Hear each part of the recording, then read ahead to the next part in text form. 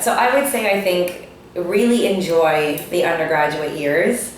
Hopefully it's a time for you to just relax and discover yourself and enjoy university and enjoy learning and enjoy making new friends and experiencing new things. Hopefully there's a little bit of travel in that as well. But I would say your undergrad years, you look back with fondness and you look back with longing because you remember how awesome those days were and you think, man, I wish I could go back. So while you're living those days, really enjoy it and really embrace every moment, because I think it's a time where your responsibilities are a lot less. It's a time where your real main focus, of course, is on academics, but it's also on discovering who you are as a person and making really meaningful friendships. So it's a really awesome time in your life. I'd say that that's kind of the first piece of advice I would give. The second piece, though, that relates to academics, which I think has to be given, is one that in that it's important to make sure that you're still focusing on your school and on your marks and on your education. If you know what you want to do, you make sure you take a look at the programs in advance and you look at the prerequisites and the GPA cutoffs, and you make sure that in your third and in your fourth year, you're working towards those objectives that you already have in your mind for your future. Some people, you definitely enjoy undergrad, but if you're not careful, you don't want to waste away those years and then be in your fourth year and not have any options going forward, if that's what you want to do. If you're not looking to do anything beyond undergrad, then or you're looking for a different career path that doesn't require perhaps organic chemistry or biochemistry in fourth year, then it's all good. You just be true to yourself and make sure that there's a nice balance between academics and enjoying life.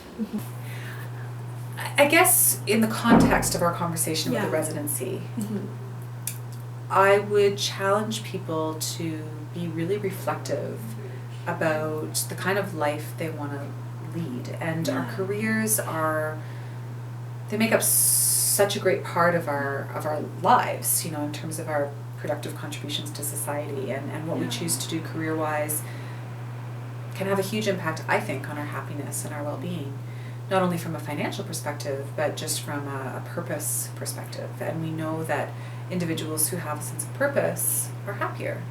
So in terms of students, whatever they happen to be studying, whether they're considering naturopathic medicine or not, I think strongly reflecting on one's purpose within their field of study or within their potential career is a really important idea. What is it about this career path or this field of study that speaks to you, that lends value to your life? Is it about prestige? Is it about status? Is it about finance? Is it about expectations that others may have of you? Or is it genuinely something for which you're passionate and holds purpose for you beyond the walls of the actual job, right?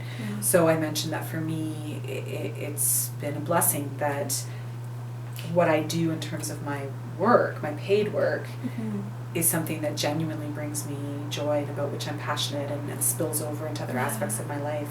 It's not a tedious thing to come to work in any way, shape, or form. So I'm really grateful for that, and I really feel like my life has a strong sense of purpose as a result of that.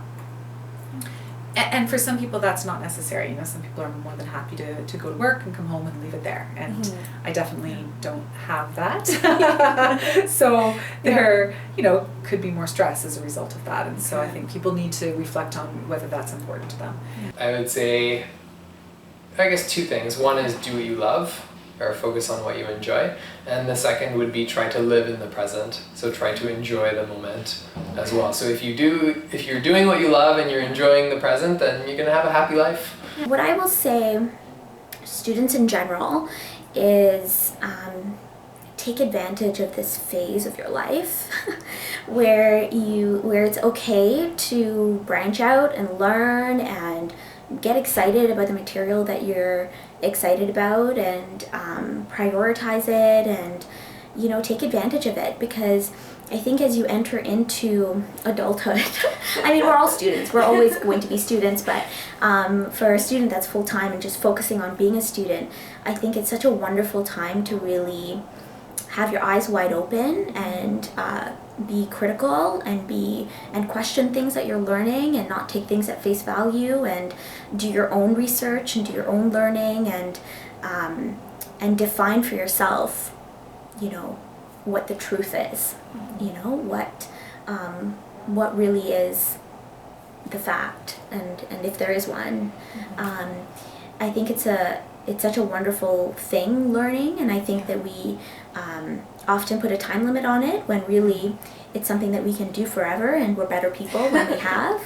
When we do, you know, focus on it that way. So yeah, in terms of students in general, just get excited about it, and if you're not excited about the material you're studying, then find something that you are excited about, because it should create passion in you, and it should ignite like curiosity in you, and it should bring about that desire to learn more. And you know, if that's not something that you're getting out of the material that you're studying in university or college or wherever, then maybe question that a little bit and find out what the missing piece is. I would say my words of wisdom would be that don't be in a hurry. I think we get so nervous, and I see this in every student I've met, from people who are in high school, from people who are in elementary school, from people who are in this program, really nervous about the future. What am I going to do? Where am I going to practice? How am I going to make money? How am I going to support myself?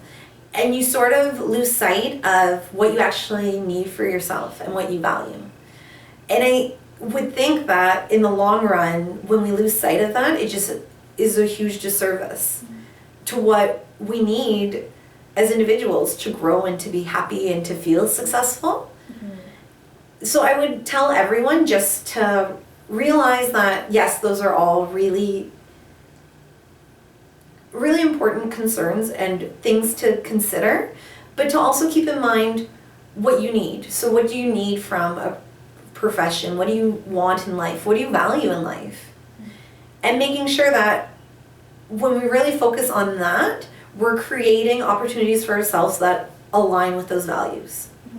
So not just doing it because we think that's the right route and that's what people want from us and that's what we need to be successful, but doing it because it's true to who you are. Yeah, I think that a lot of times when we start remembering what we want for ourselves, we end up putting ourselves in a path that works for our individual journey, and then we can succeed because it's aligned with our own sense of what our purpose is. And you can put a lot more energy into that, where when you feel like you're doing something for someone else, or because you just didn't have time to consider something that may have been a better fit, it can be exhausting and it can be draining. Definitely.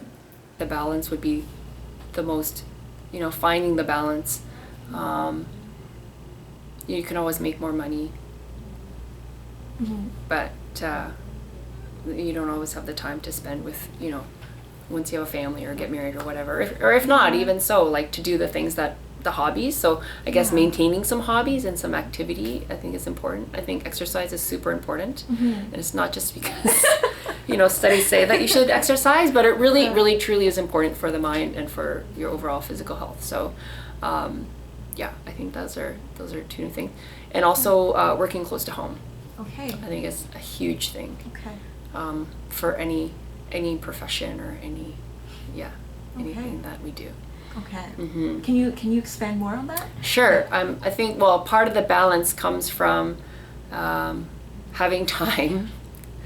And so many of my patients travel, you know, from here to downtown, and they're traveling 3 hours a day. That's just a lot of time. I have found that I live, you know, a couple minutes drive from work.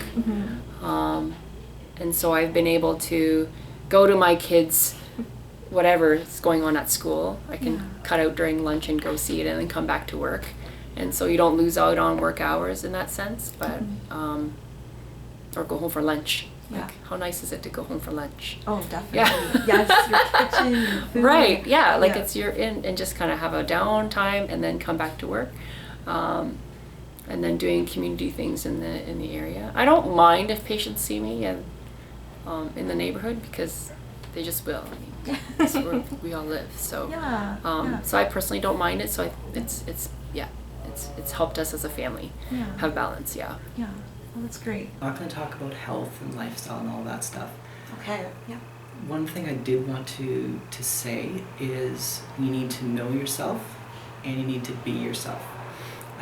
Whatever your profession, know who you are and where your values are and live up to your values. So if you really love math, and I'm kind of one of those nerds, if you really love math and you really love what you do, get into it. It's okay to be that person. Know that you love math. Dive in there. Go ahead and do it. Have some balance. If you know you need to take a 1-hour lunch break and wander around in the woods, as long as that's possible, and then you can come back to your office and dive into the math again, do it. Know who you are. Know what you need. If you don't know what you need, and you're working some quote-unquote dead-end job, and you don't know where you want to be, and you don't feel like you've got the prospects to move forward, figure out who you are and what your life purpose is. I would say if you have a goal in mind, just follow through with it. It doesn't matter how long it takes you, or how you're doing compared to everyone else, or if things get in the way, or even if it changes.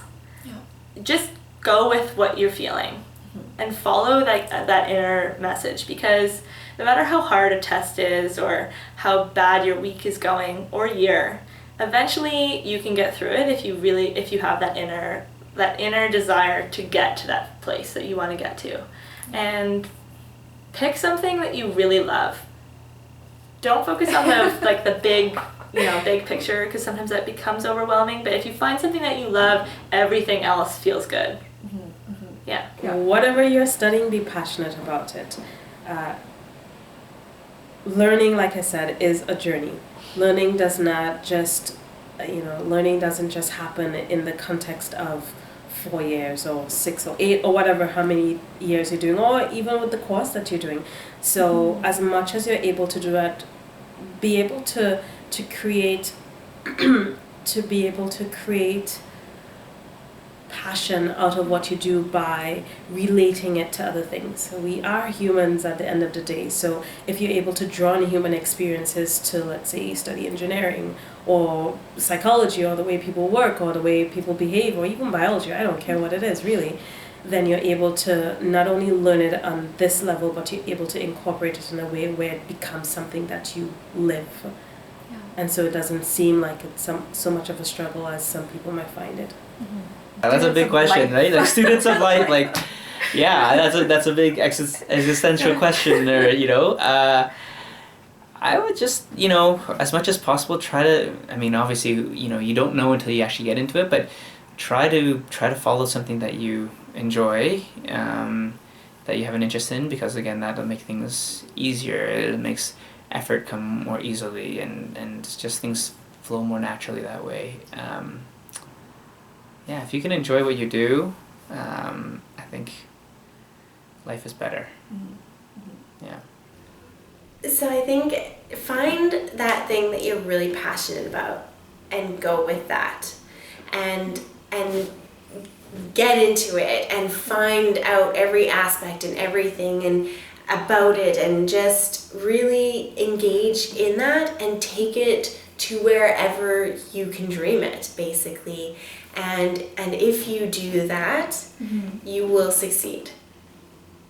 When you have passion, you can do anything, and that's what makes great changes. That's where all these amazing things have happened from in history today. It's all from people who were passionate about something and stuck to it, and amazing things has happened.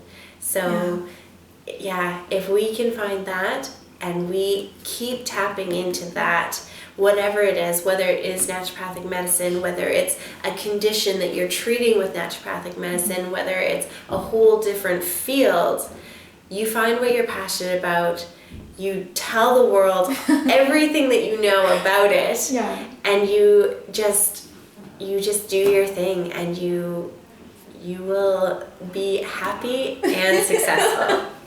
And that's all we could ever ask for in life. Definitely. Yeah.